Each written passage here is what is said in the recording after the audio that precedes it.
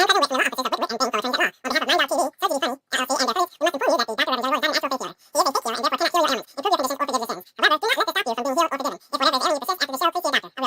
to me, my children. Follow the sound of my voice to receive thy blessings. Unburden yourself. Ow! Ow! Ow! Ow! And welcome to the Church of Last Resort with the Dr. Reverend Jelly Roll. The Church of Last Resort, where your prayers are heard, your sins forgiven, and no matter what you believe, you won't believe this shit. And now, the Irreverent Reverend, the Dr. Reverend Jelly Roll.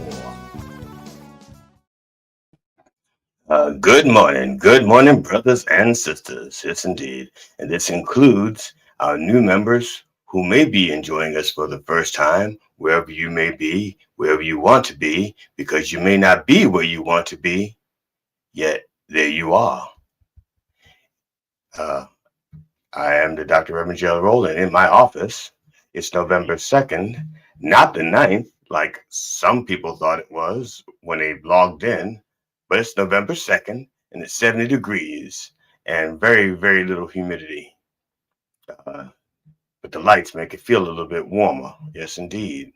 But on the other side of this wall, just 9 inches away, it's 48 degrees, 2% chance of rain, and a 100% chance that ice has traumatized many children over the weekend and scarred them for life, because they were wearing Halloween masks to harass children on Halloween.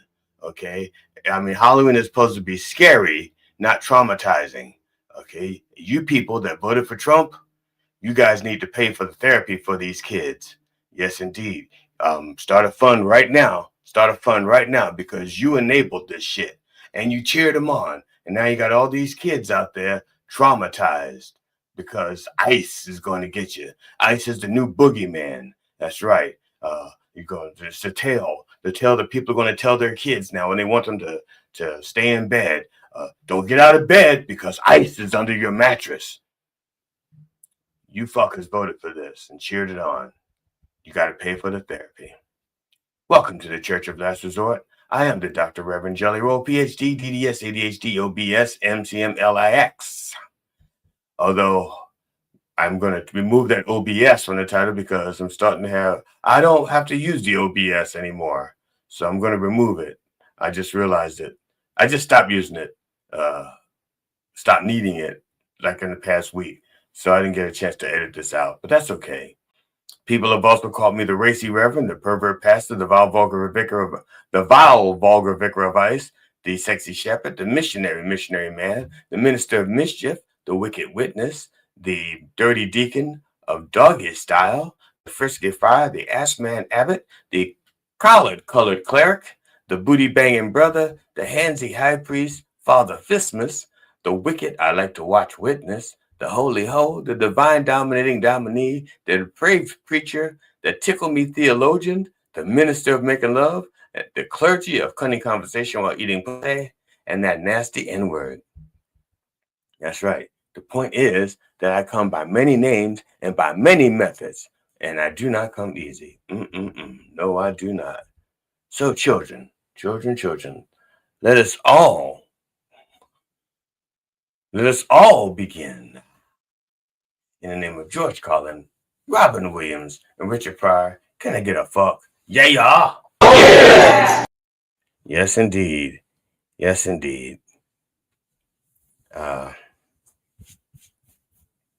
So, brothers and sisters. That's right. Brothers and sisters, it's time. It's time to remove our loops. And it is time for our opening prayers. And we usually do them both simultaneously, not one after the other. But it's time for our opening prayers. Sponsored by Tantaley. If you need an opening, Tantaley has your opening needs.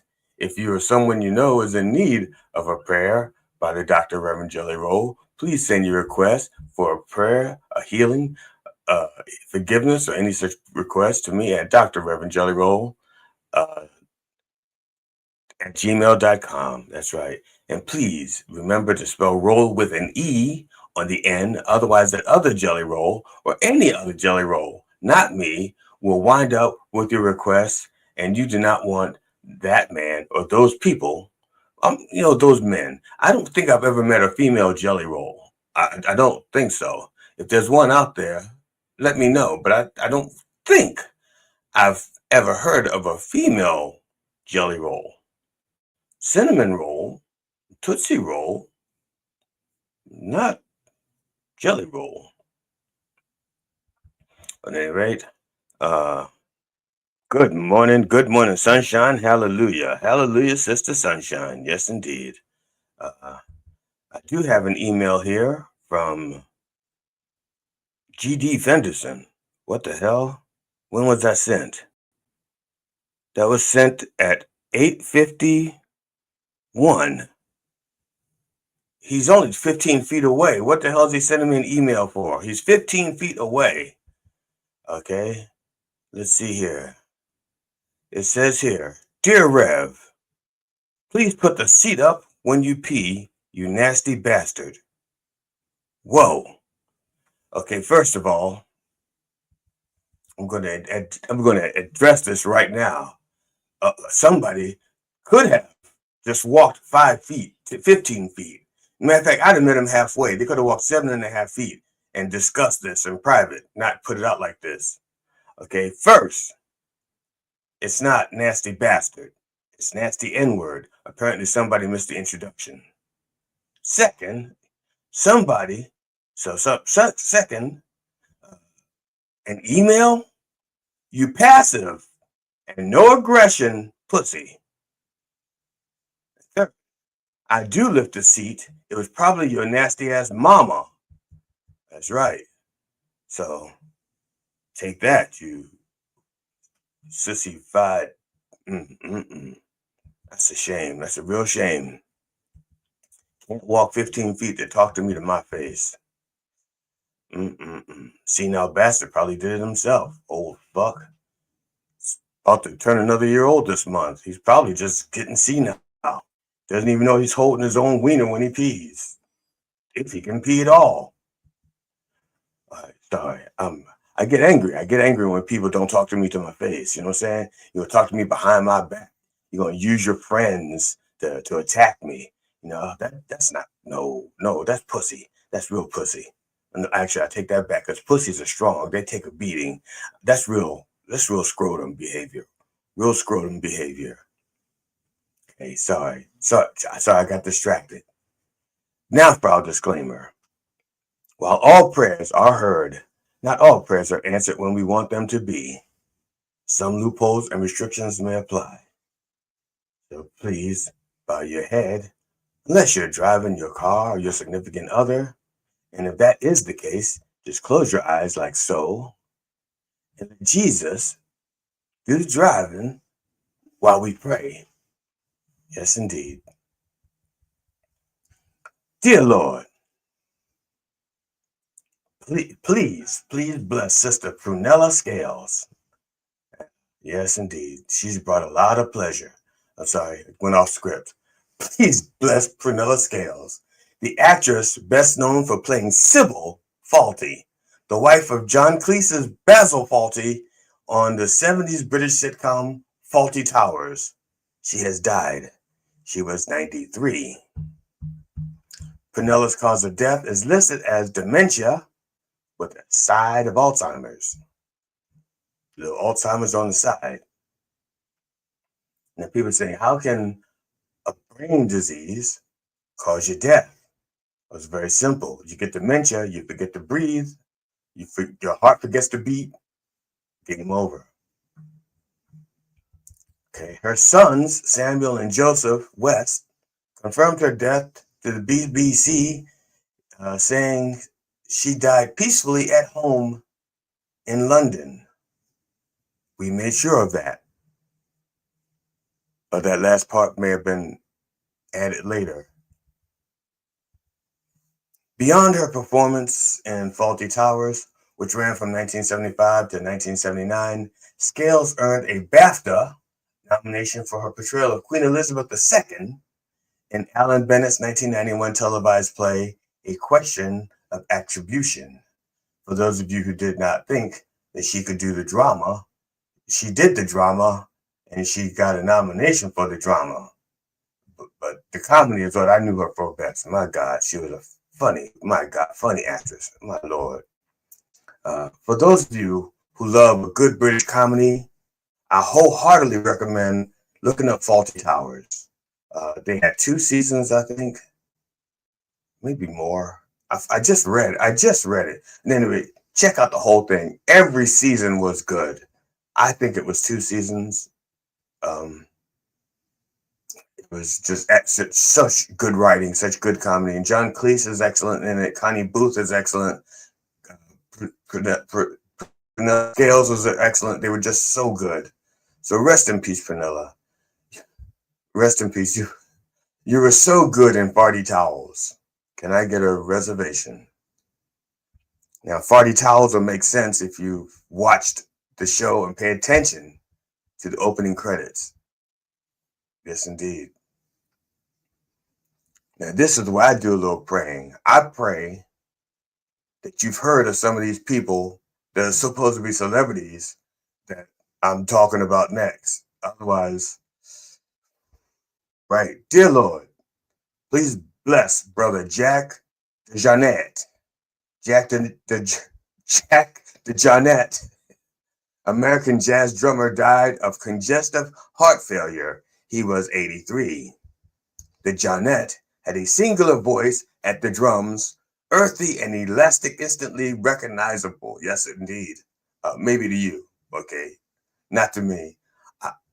I was this years old when I even learned he was alive, let alone that he had died. Okay. Rather than focus the articulation of tempo on his ride cymbal, he often distributed his emphasis around the drum set.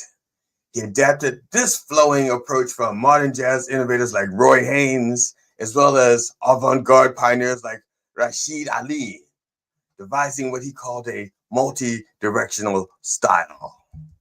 Now, if anyone wants to translate that into English for me, please put it in the chat or email me at Dr. Reverend Jelly Roll with an E at gmail.com. And please remember to spell roll with an E on the end. Jack DeJohnette played with some of the jazz greats, Miles Davis, Ron Carter, Skyline. Okay, now them I know. Them I got some of their music downstairs.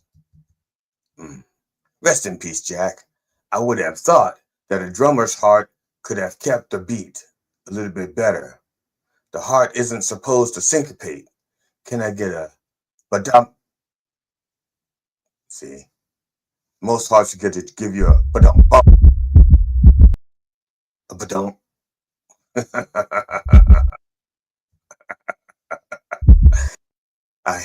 There you go. I hear that. I don't know if you can hear that. It's like the telltale heart. In that Poe thing. I think it was a Poe thing. Telltale heart. Dear Lord, please bless Gunther Hartz. Okay, Gunther Hartz, German road and track cyclist, has died. He was 77. Hartz's cause of death was cancer. It doesn't say which kind. I'm assuming it wasn't the good kind that you get better from. In the 1970s, Hartz was part of Germany coach Gustav Killian's winning quartet. The highlight was the Olympic triumph in Munich in 1972. You guys may remember the Olympics from 72 in Munich for something else. But in this team pursuit with Jürgen Colombo, Uwe Wimpel, and Gunther Schumacher, that was a quartet. This Olympic triumph was accomplished with the drag of 2 testicles. Okay, back then, you see, a lot of people don't realize this. Before that other guy, I said I can't remember. I can't remember Armstrong. Before Lance Armstrong developed the one testicle technique of cycling, everybody back then was using two testicles to cycle. And so, if you won a medal with two testicles, that's something else. There's so much more drag back then. And now everybody's aerodynamically designed with the suits with no friction and the helmets with no drag and the bikes that are only 2 pounds and now one testicle. Such a great advantage for those one testicle cyclists now. So rest in peace, Gunther. I would say something clever in German, but I only know how to say schnell. And I know nothing. And Hogan! Can I get a Auf Wiedersehen? Welcome, Kickbots. Thank you for attending church. Kickbots are always welcome. Thank you. I appreciate it. Don't forget to stop by the merch store, Kickbots. Dear Lord, dear Lord, please bless Sister Maria Riva. Riva. Sister Maria Riva. Oh, man. Oh, I didn't think of that when first time I saw that. She was born Maria Sieber, Sieber, but I guess she became famous while she was Maria Riva. American actress has died. She was 100. Yes, her cause of death is listed as natural causes in her sleep in the home of her son. You call that natural. Call that suspicious. Riva was born Maria Sieber in Berlin in 1924 to actress Marlene Dietrich and director Rudolf Sieber. I'm keep saying Sieber. Now, somebody from Germany, they know it's Cyber. I don't know. I'm saying Sieber. Not Rudolph, damn, wrong line. During the 1950s, Riva appeared in more than 500 live teleplays for CBS, all broadcast from New York, including the Milton Berle Show, Lux Video Theater, Hallmark Hall of Fame, Your Show of Shows, and Studio One. She received Emmy nominations as Best Actress in 1952 and in 1953. That's right. And I'm just by the look on your face, I can tell you don't give a fuck. Or do you? Fine. Okay. Rest in peace, Maria. 2 Emmy nominations isn't enough to get you remembered. That's the problem. Can I get a Susan Lucci? 19 Emmy nominations. That's right. To quote sister, alone again, naturally. Dear Lord, please bless brother Pierre Robert. Pierre Robert, American rock and roll radio disc jockey and deadhead. Now, why do you get famous for being a deadhead? You know, that shouldn't be it. I'm sorry. Why am I looking at you? You didn't do it. You. Why is that even listed in there? Deadhead is not like an attribute that you strive to. Anybody could be a deadhead is what I'm saying. At any rate, he died. He was 70. Robert's cause of death is unknown. Unknown disease and undisclosed disease are the 2 top killers of most celebrities these days. Robert was found dead in his home. We do not know by whom he was found. Police do not suspect foul play. Really? Somebody finds a body and don't say who they are when they found it, and you don't suspect foul play? I'm sorry. I'm just saying, if I walk into the police and I say, I found a body over here, and they go, what's your name? And I go, no names. I'd be a suspect. I could just say, look, I'm the Dr. Reverend Jelly Roll. I found a body over there.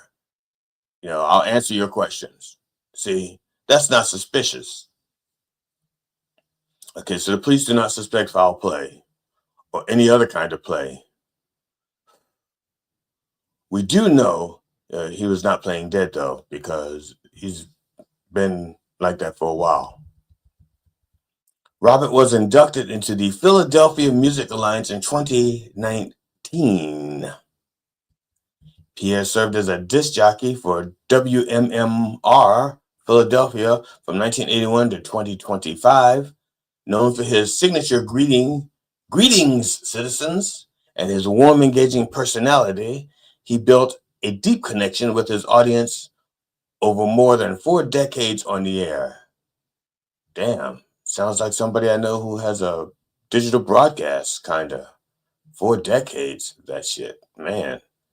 His midday rock show featured fan favorite segments such as Pierre's Vinyl Cut, Noontime Workforce Blocks, and On This Day History Lessons, along with exclusive artist interviews and in-studio performances. Well, ain't that nice. Rest in peace, Pierre. You've made your final cut. See, not vinyl cut, final cut. You've made your final cut. Can I get a grieving citizens? There's a lot of people going, I'm going to miss him. I'm going to miss him. Really? You're going to miss him? He hasn't been on the air since when? 2025. So I guess you could miss him. So, at any rate, I was desperate for celebrities. That's what we had. So I guess I should have prayed for more dead celebrities. That's what I should have been praying for. So,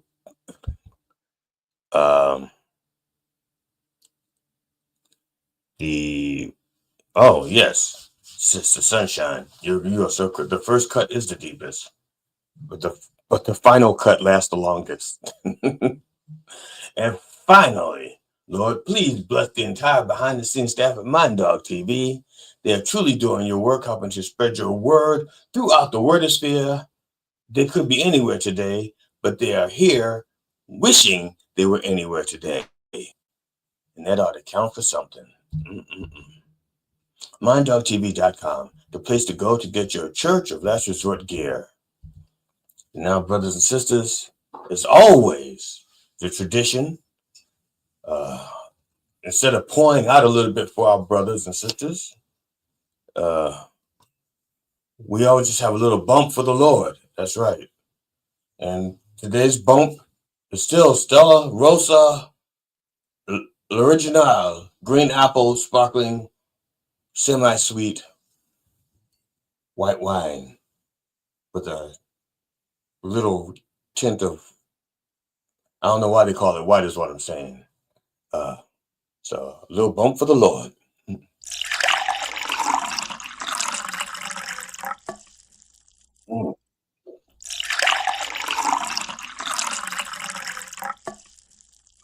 Don't mind if I do.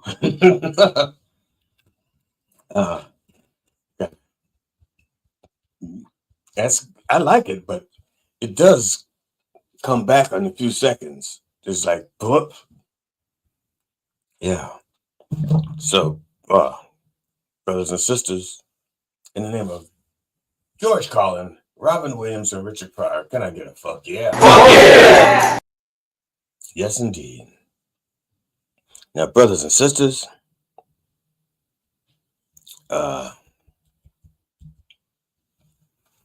before we go on to our sermon for today, if you are out there and you have a skill set that you wish to exploit or want people to know about, if you have a talent, if you have a business, a book, or something like that that you want people to know about, we have a mothership program. Flagship program. Our flagship program is Coffee with the Dog. And some of you may want to be on Coffee with the Dog, digital broadcast live Monday through Friday.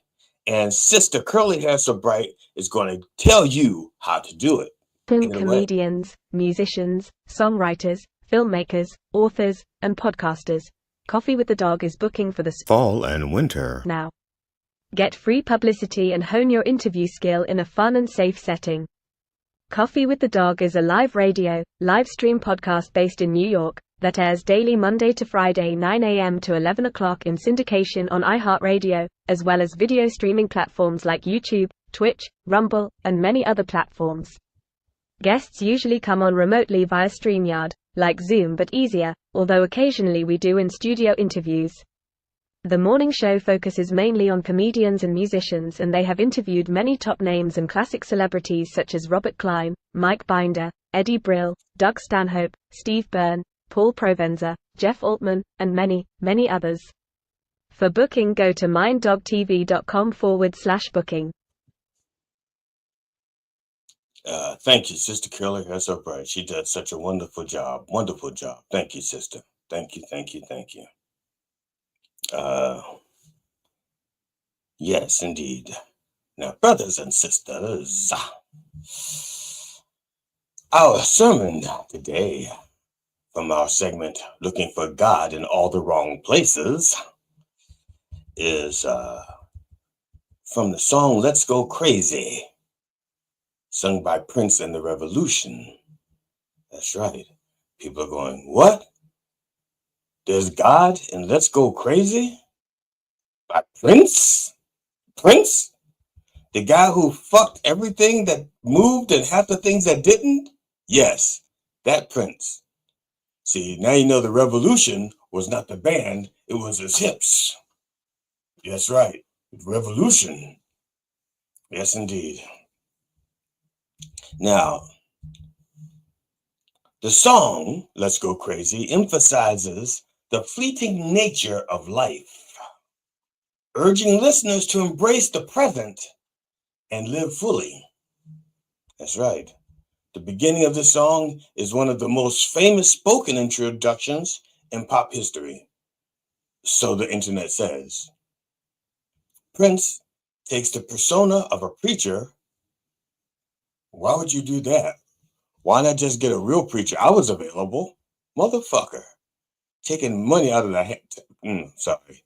It's just I didn't go around going, hee hee, and playing guitar. Why is he taking my job? I didn't take his little rat bat. Okay, I'm sorry. Yes, that thing there. Let's Go Crazy. The beginning of the song is one of the most famous spoken intros in pop history, according to the internet. Prince takes the persona of a preacher and is joined by a church organ as he gives what amounts to a sermon. So let us begin. It's like, Dear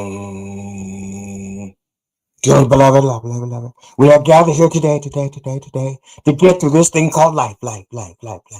Electric word, life means forever, and that's a mighty long time. But I'm here to tell you, there's something else, the afterworld.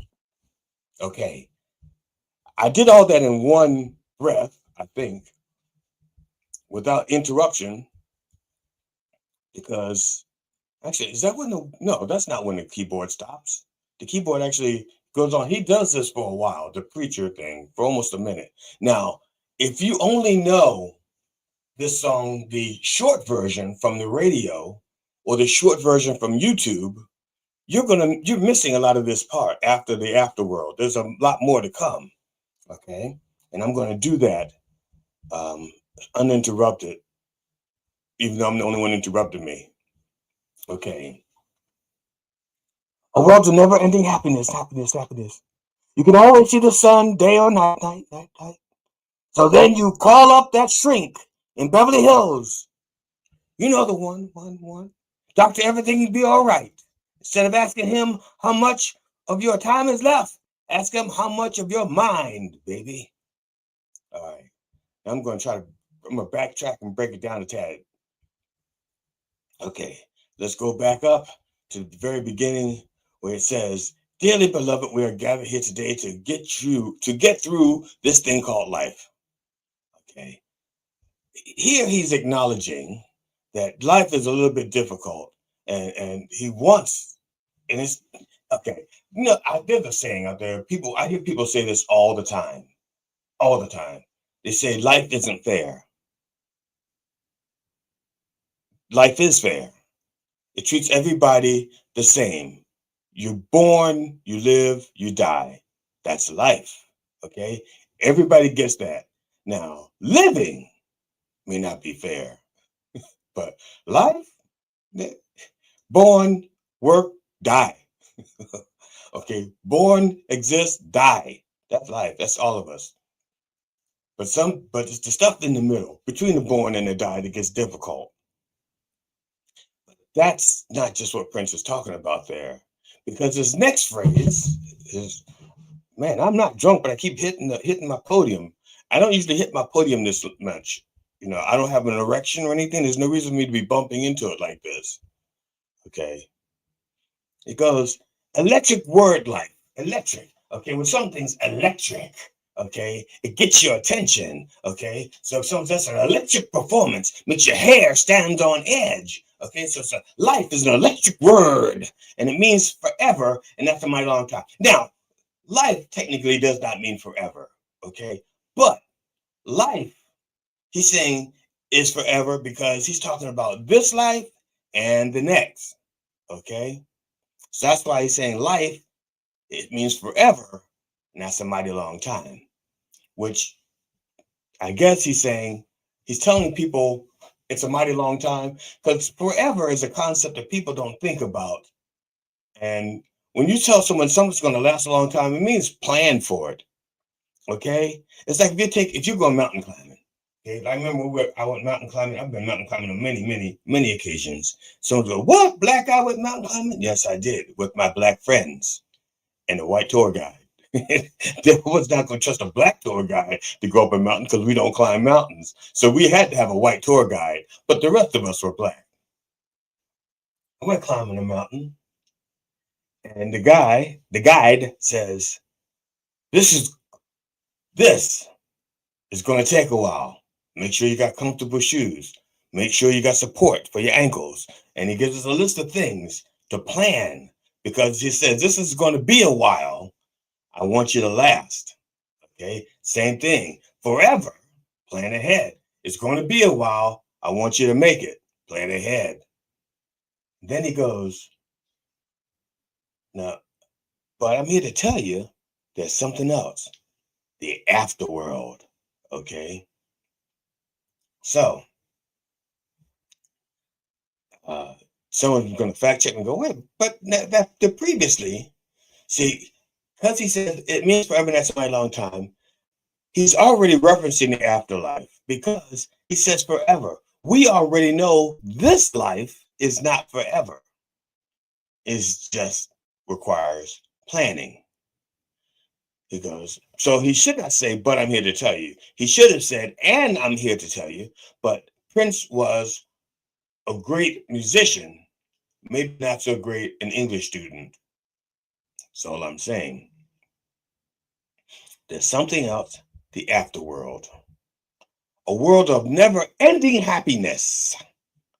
So he's only talking about one part of the afterworld, I think, because depending on your religious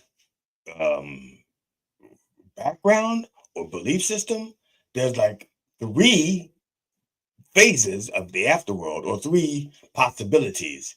There is the heaven, which I believe will be the never-ending happiness. You can always see the sun day or night.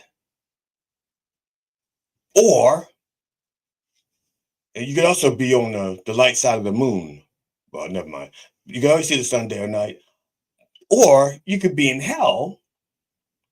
Now, if you're in the proverbial hell, I'm assuming it's not never-ending happiness. Otherwise, why should there be 2 places if there's no contrast? And then for some people, to make up, they made this place called purgatory. For people, they go, I don't know. That's like, well, what if you're really, really good, but you don't accept Jesus? What if you're like a really, really good Muslim, or you're a really, really good Jew, or you're a really, really, really good Sikh? You telling me you're going to burn in hell? And they go, oh, okay, maybe purgatory. It's just an answer to a question nobody had. So you got at least 3 places. So when he says the world of never-ending happiness, the afterworld, he's talking about the the heaven, not the hell. So then he gets to the part where it says, so when you call up that shrink in Beverly Hills, okay, first of all, not all of us have shrink in Beverly Hills. This is what I'm talking about, Prince being personalizing now, because not all of us have shrinks in Beverly Hills. Some of us have a shrink and he does our hair. Some of us have a shrink and he serves us drinks. Some of us have a shrink and we just give them $50 an hour to talk, no kissing. And they just say, no, I don't want any sex. Just sit on the bed and listen. Not everybody can afford a shrink in Beverly Hills, is what I'm saying. So shrink in Beverly Hills has to be more of a generalization. But the next part is not a generalization, because he specifically says, you know the one, Dr. Everything will be all right. Now, he says that like that's their name. Everything will be all right. Okay, like it's one word, one name. Doctor, everything will be all right. Okay, instead of asking him how much of your time is left, ask him how much of your mind, baby.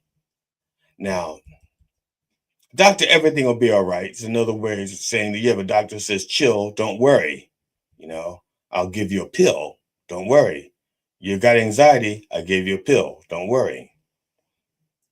So, but the next part is kind of cute. It says, instead of asking how much time is left, okay, there's two things about this. There's your time on the clock. You're paying for an hour. And instead of saying to the doctor, hey,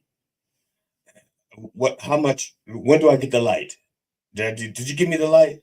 So I know, or how much time you have left, like in this plane, in this realm. Instead of asking about that and worry about that, ask about your mind. How much of your mind is left? Now that's pertinent, okay? That's so pertinent. You do not want to outlive your money or your sanity, okay? I'm telling you that from experience. You do not want to live, if you're living to be 100, but your money died at 90, if you live to be 100 and your mind died at 95, those last few years are not going to be pleasant. So, yeah, find out if your mind is going to last as long as your life. That's important. Now, Prince didn't say that about the money because he wasn't worried about money. Motherfucker had all the money he needed. So he was just worried about his mind, obviously. And I think we all were.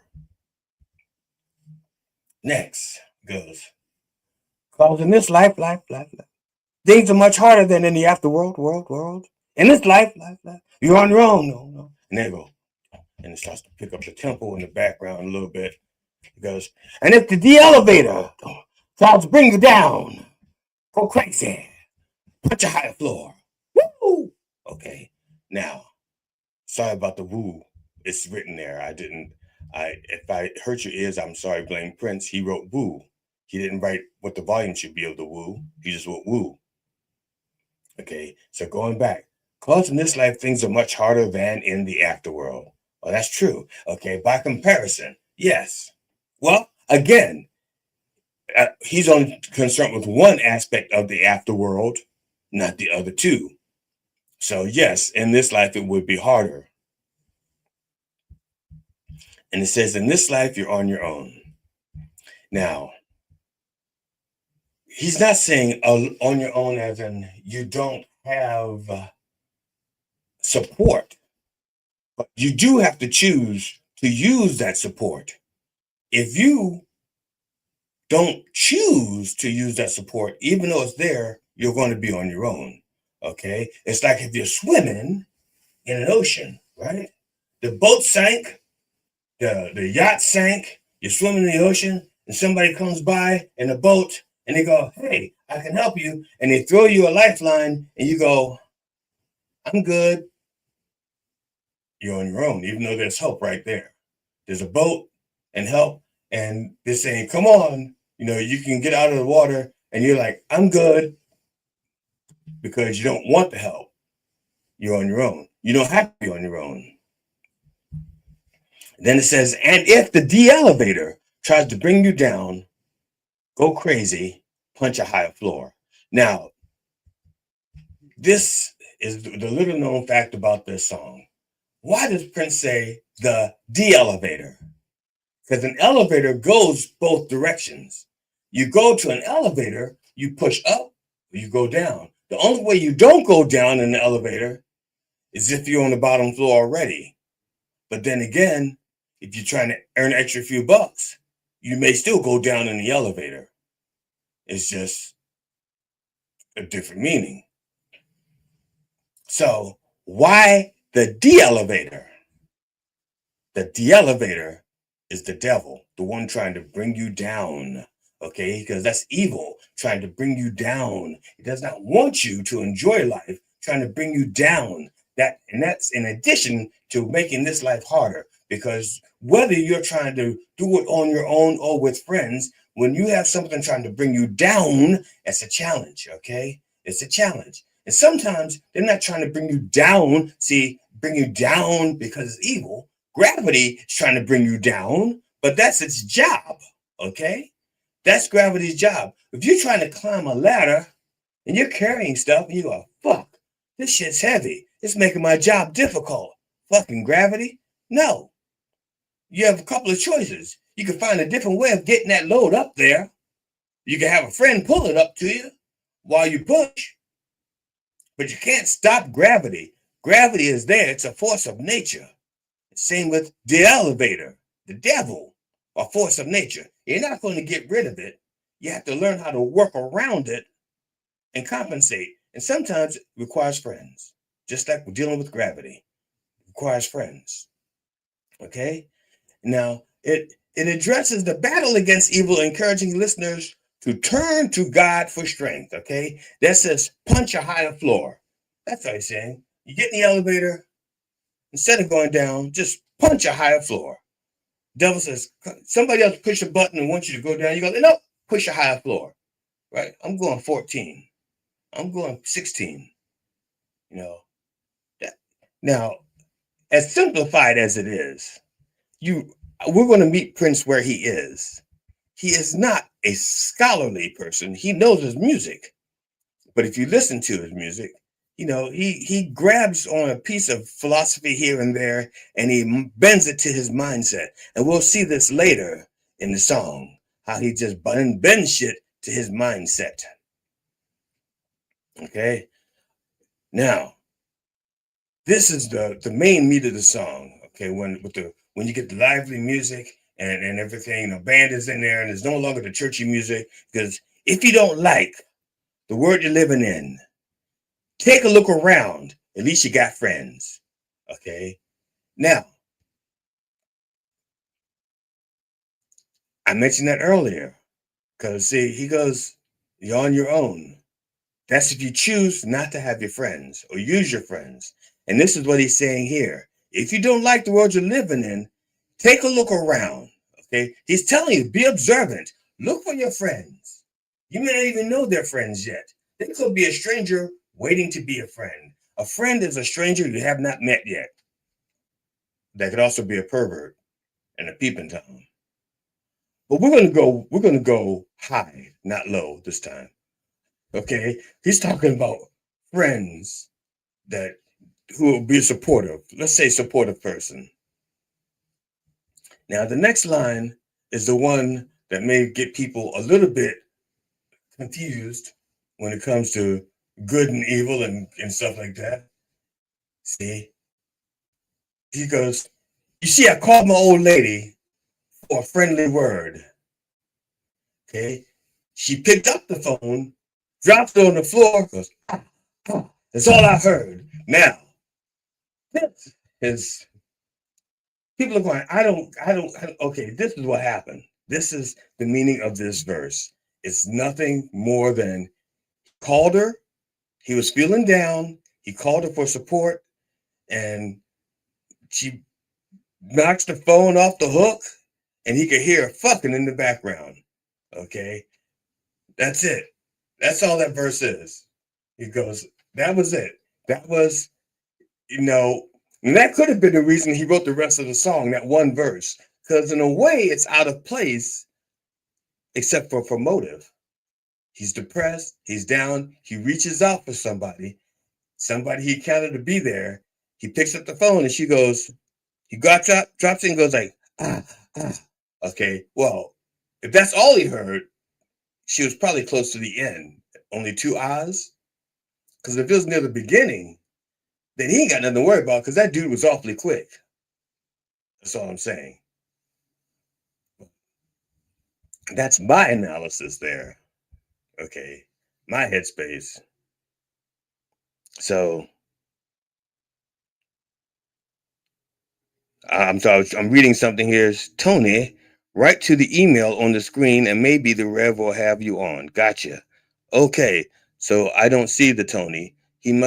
Tony must have written to okay, I got you. Okay, I got it.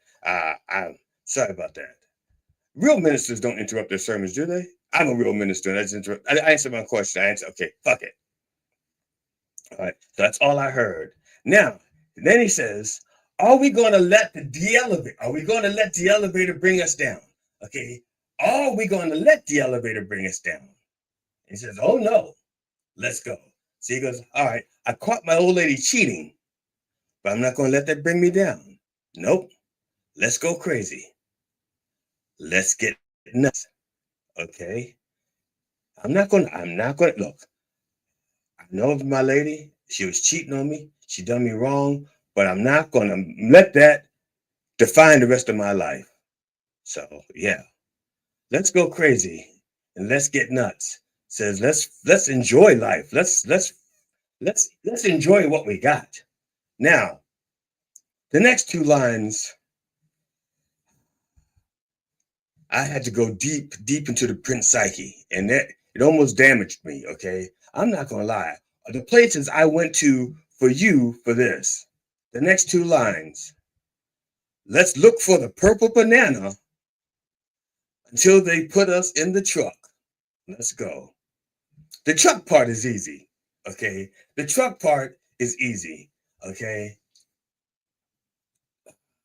the truck is the hearse. You know, pretty much like being carted away. That's it.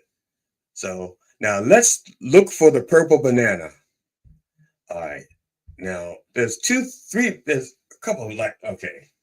If you're going to be literal, a purple banana is an exotic fruit, an exotic banana. Now, not the red banana. A lot of people get a purple banana and a red banana mixed up because sometimes it says red banana, it's a red banana, and the sign will say purple banana, but it's not a real purple banana.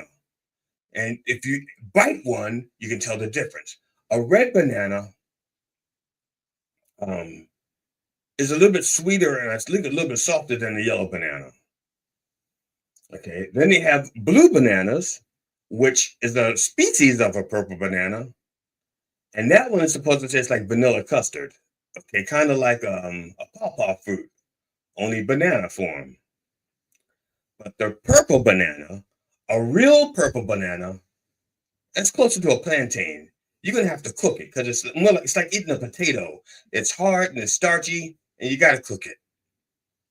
So if he's being literal, and I'm not thinking that he's being literal, like he's talking about the real purple banana.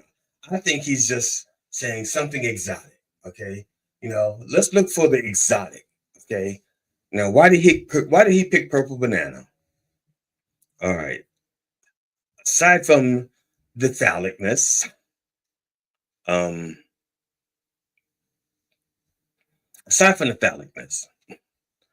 Prince has a lot of phallicness in him.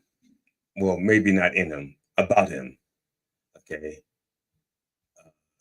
The banana, I'm sorry. The purple banana. I do not know the actual reason that he chose a purple banana. I cannot ask him. And his estate wasn't responding back because I said, what the fuck? Okay.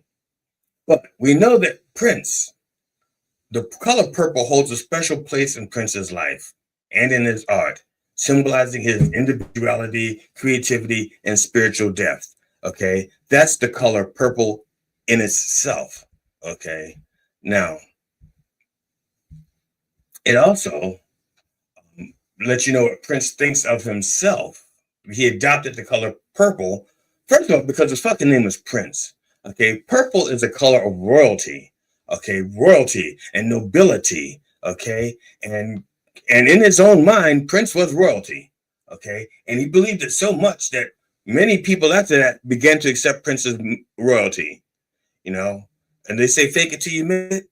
Well, he started faking it from birth because when your parents name you Prince, you know, and both your parents are musicians, you know, and he's like with this. He was their first kid together. They had his mother and his father had kids, 5 kids before they got married. Then they had Prince before they got together. Then they got Prince. Then they had his sister Tyka. That's beside the point. They named Prince Prince. Don't know why. Said, but for whatever reason, they named him Prince and they treated him like one. I honestly was expecting him to be an only child with his, you know, he has only child. He acts like an only child. And when you find out that he and his sister were not that close, he probably thought he was an only child also. Okay. So purple banana, going for something exotic. In a sense, a real purple banana is kind of stiff and starchy. It could be phallic. You know, but you know, let me back up. Let me back off of that and go back into the song itself.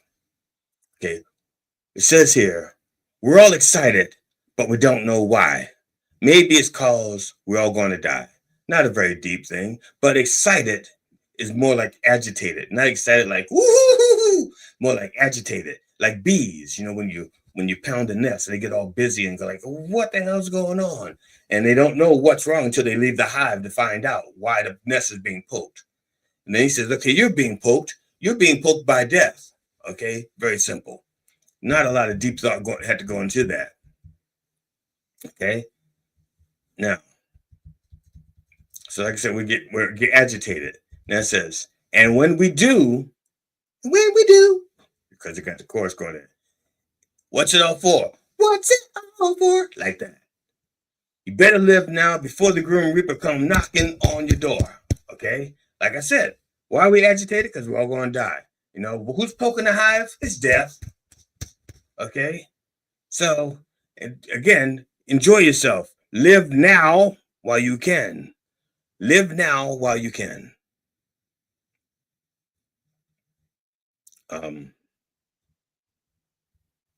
Next line. Give it to me. Okay, here it is. Tell me, are we going to let the elevator bring us down? Oh no, let's go.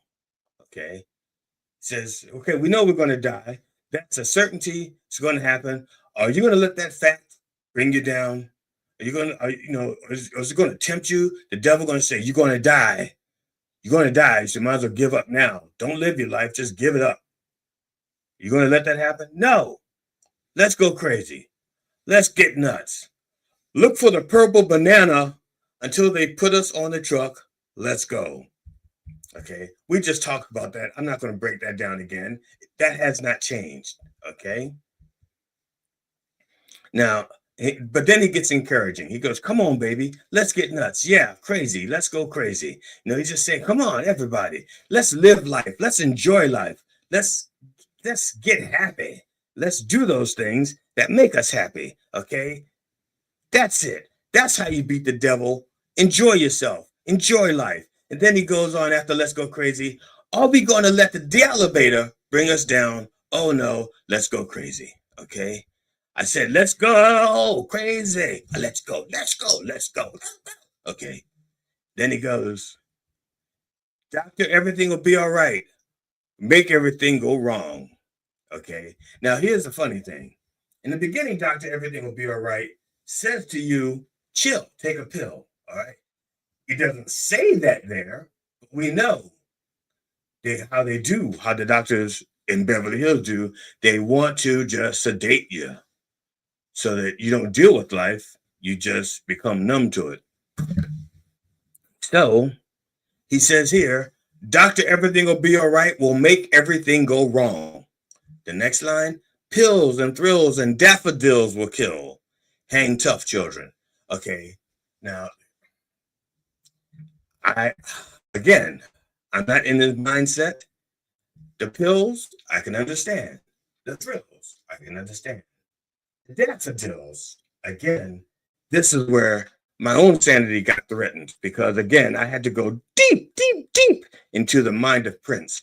And you don't always get back from there. As a matter of fact, when I got back from this, when I finished looking at this and going deep, deep, deep into the mind of Prince, I myself had to get high just so I could decompress. Okay. Daffodils symbolize renewal, hope, and new beginnings. Okay. Renewal, hope, and new beginnings. And they are often associated with the arrival of spring and represent positive change. But here's the problem. Okay, they also represent, like I said, renewals, new beginnings, rebirth, and all of those things require a death before it can do that stuff. Okay, so it goes, pills and thrills and daffodils will kill. All right.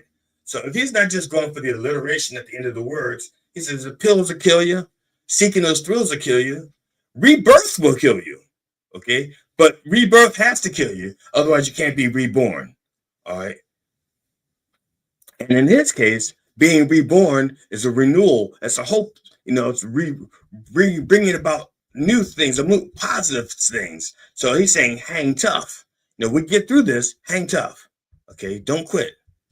And then he ends it with, he's coming. He's coming. Coming. Take me away. All right. That last few lines is probably the most religious, or the most a reference to the coming of his Lord. Okay. He's coming. He's coming. Come on, he's coming.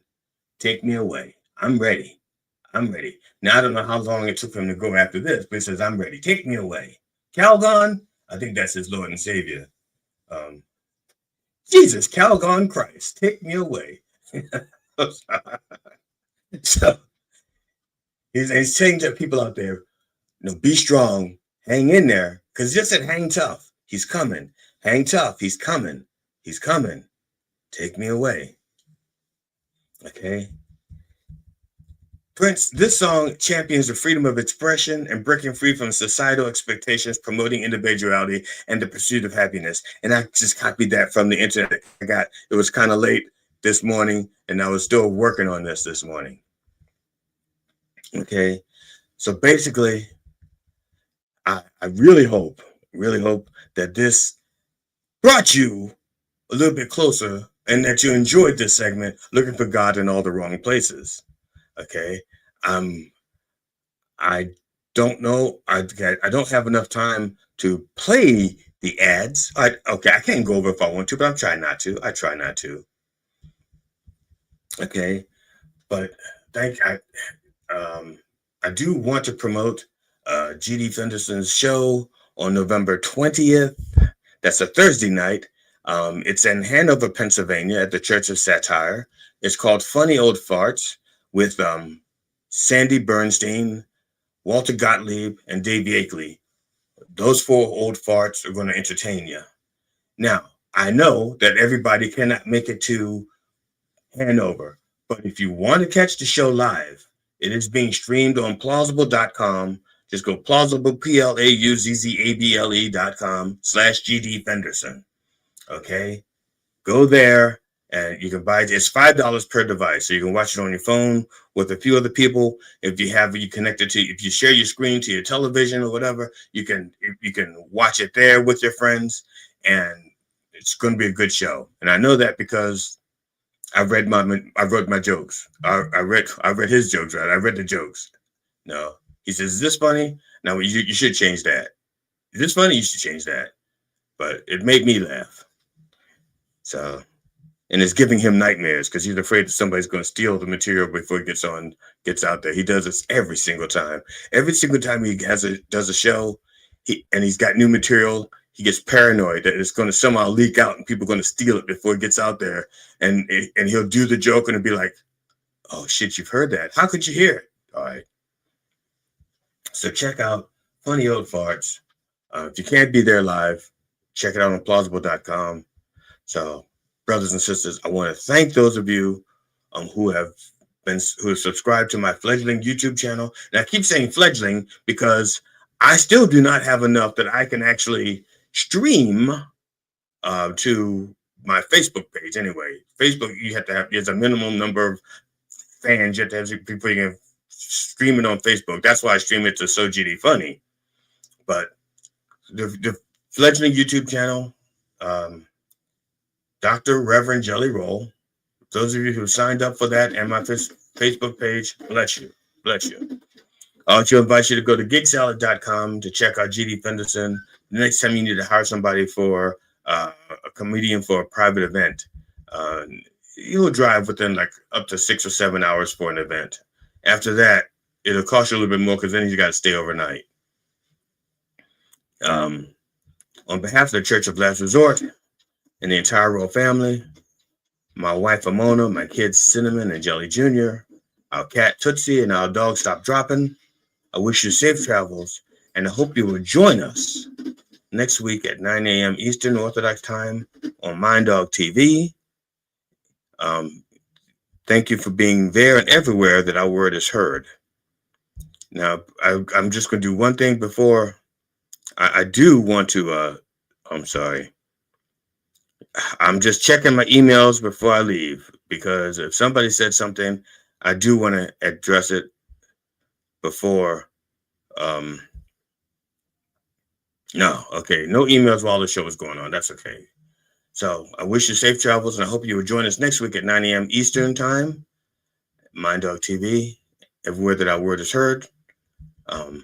In the name of George, in the name of George Carlin, Robin Williams, and Richard Pratt, can I get a fuck yeah? Fuck yeah! Yes, indeed.